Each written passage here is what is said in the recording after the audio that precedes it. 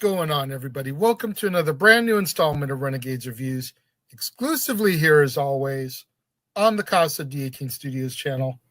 I, of course, am your host, the Renegade J.J. Williams, and today we're going to be discussing 1986's Nothing in Common, starring Tom Hanks, Jackie Gleason, Eva Marie Saint, Hector Elizondo, Barry Corbin, Celia Ward, Bess Armstrong, Dan Castellaneta, and Mike Haggerty. And of course, this film will be rebroadcast 1 hour later on the Jeff Meacham Network. Thank you very much, Mr. Meacham, for allowing us to come to your viewers in the time slot normally occupied by the dads, not always on wrestling, as we do every other week when there is not a brand new installment of the dads to air. What's going on, everybody? Thank you for joining me here once again for another brand new installment of Renegades Reviews. And like I said during the introduction, today we're going to be discussing the 1986 pairing of Tom Hanks and Jackie Gleason, Nothing in Common. As our movie opens, we meet David Basner, who is a shallow, self-serving yuppie that was recently promoted at his Chicago ad agency. He is now returning to work from a vacation after his promotion. His parents have separated after 36 years of marriage, and now he must care for his aging, bitter father, Max, as well as support his emotionally fragile mother, Lorraine. On top of all this, Max has just been fired after 35 years in the garment industry. And although David's ex-girlfriend, Donna, is sympathetic to the situation, she tells him that he needs to just grow up. She can't be his crutch anymore to come and talk to and vent to. She's trying to have her own relationship life past him. However, David fears that if he grows up and tries to be less childlike, his advertising work could be adversely affected. David is currently developing a commercial for Colonial Airlines, which is owned by the rich and bullish Andrew Woolridge. A successful ad campaign could very likely earn David a partnership in the company that he currently works for. David ends up developing a relationship with Woolridge's daughter, Cheryl Ann Wayne, and David's father, Max, is well aware of David's playboy nature and is critical of his frivolous lifestyle. As time goes on, his parents each begin to rely more on David. His mother needs help moving into a new apartment. His father needs to be driven to an eye doctor. And David is awakened one night when his mother's date ends badly, and she reveals to David that Max humiliated her sexually and was unfaithful to her. David confronts his father, telling him, quote, "Tomorrow I'm shooting a commercial about a family who loves each other, who cares about each other. I'm faking it." At the shoot, David ends up becoming distracted, and his deteriorating relationship with Max begins to affect his work. As a peace offering, David takes Max to a nightclub in order to hear some of his favorite jazz music. David discovers that Max is severely diabetic, but hasn't been following his doctor's orders. Max's toes now require amputation, and one night in the hospital, Lorraine shows up to visit him. Max and Lorraine discuss their life together, and she condemns him for his abuse. After she leaves, Max is overwhelmed and breaks down in tears due to his regrets of how he treated her. Woolridge insists that David accompany him to New York in order to promote the new ad campaign. However, the trip would prevent David from being present for Max's surgery. So David refuses and ends up losing the account. Thankfully, his boss Charlie is sympathetic to the issue and assures David that he will intercede with Woolridge, giving David the time he needs to be with his father. David brings Max home from the hospital, and Max tells him, "You were the last person I thought would ever come through for me." When David returns to his job, he tries to show Max just how important his work really is as our movie comes to its close. I gotta tell you, as the movie began, as we started to dig into these characters, I was really starting to not like this film. David was so kind of wrapped up in his own world that he was almost snobbish and unlikable. Max was just downright bitter, angry, grumpy, ornery. Like there was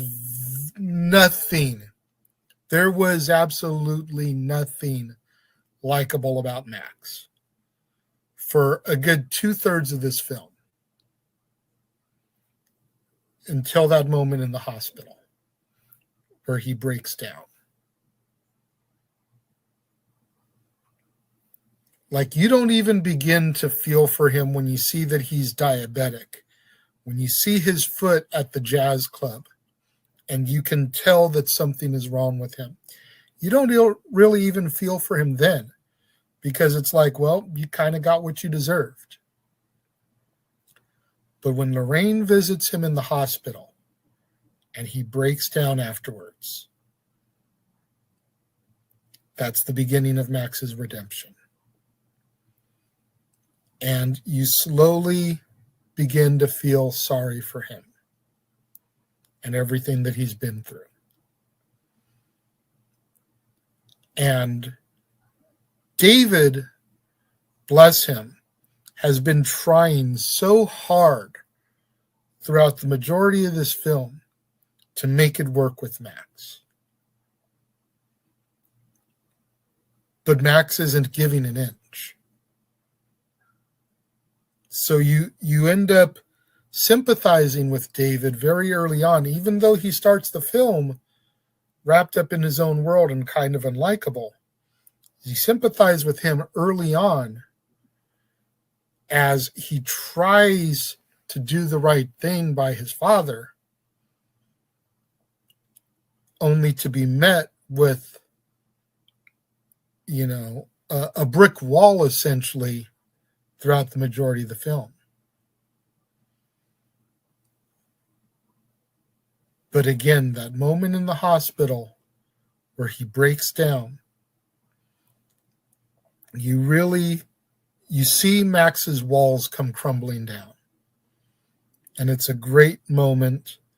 And that's where things begin to come together. That's where old wounds begin to heal. It's such a great moment. And honestly, I feel like that and everything that came after helped save the film for me. Because like I said, Jackie Gleason is such an ornery son of a bitch throughout the majority of this film that you just can't like him until that moment. And it's sad because this would be Jackie Gleason's last role. Ralph Cramden from The Honeymooners, playing the father to Tom Hanks. You want to talk about generations collide. Like, such a good moment. If I ever got to interview Tom Hanks, this is definitely one of the things I would ask him about, because as a budding young actor, this had to be a monumental moment for him to be alongside such an icon like Jackie Gleason. When it comes to my rating for this film, I'm going to give it 3.5 out of 5. Like I said, it really pulled me in from the beginning, but you sit through the first half to 2/3 and you're almost upset at yourself for subjecting yourself to this film. And then when that scene hits and everything starts to fall into place and everything starts to get better, that moment of clarity, and the whole film just completely turns around for me. 3.5 out of 5 stars. Nothing in common. I'm curious what you guys out there think. Let me know. If you're watching the premiere, leave your thoughts and comments over here. If you're watching on demand later in the day, leave your thoughts and comments down here. Whatever you do, though, when you get out there on social media, let's try to get those hashtags trending. Hashtag Casa D18 Studios, hashtag Renegades Reviews, hashtag Renegade Returns, hashtag Jeff Meacham Network, and of course, the ever popular hashtag Shenanigans. We interrupt this episode of Renegades Reviews for an important announcement about merchandising. Merchandising? What's that? Merchandising. Come, I'll show you. Merchandising, where the real money's made. Make sure you go over to teespring.com/stores/Jeff Meacham Network for all the t-shirts you see here from the West Coast professor, Jeff Meacham himself. You can get shirts for the Jeff Meacham Network, Talk Wrestling, as well as the red and gold Meachamania shirts. And while you're there, don't forget to get your shirts of the Casa D18 Studios Brotherhood, the Dads on Wrestling shirt, the Renegade JJ Williams, Statboy Sports Bar, and the hashtag Statboy Approved shirt. Make sure you go over to teespring.com/stores/Jeff Meacham Network and score your shirts today. Make sure you guys tune in tomorrow, right back here on the Casa D18 Studios channel, for another brand new installment of Renegades Reviews, as we take a look at the 1986 film Every Time We Say Goodbye, starring Tom Hanks, Christina Marsalich, Benedict Taylor, Anat Atzman, and Mani Mashanoff. You're not going to want to miss out on that one tomorrow, right back here on the Casa D18 Studios channel, right back here on an all-new Renegades Reviews, when we take a look at Every Time We Say Goodbye. Thank you once again to the Jeff Meacham Network for allowing us to come into the time slot regularly occupied by the dads, not always on wrestling, as we do every other week when there is not a brand new installment of the dads to be featured. To all my loyal fans and viewers out there that tuned in for the premiere, leaving your thoughts and comments over here, thank you very much. I appreciate each and every one of you. Likewise, all my loyal fans and viewers out there tuning in a little bit later in the day, watching on demand, leaving your thoughts and comments down here. Thank you very much.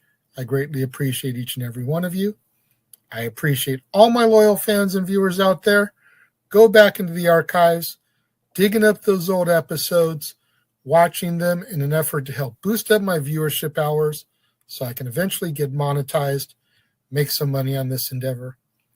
Thank you once again to each and every one of you who tuned in and joined me here today, whether it was on the Casa D18 Studios channel or the Jeff Meacham Network. And I will see you guys next time.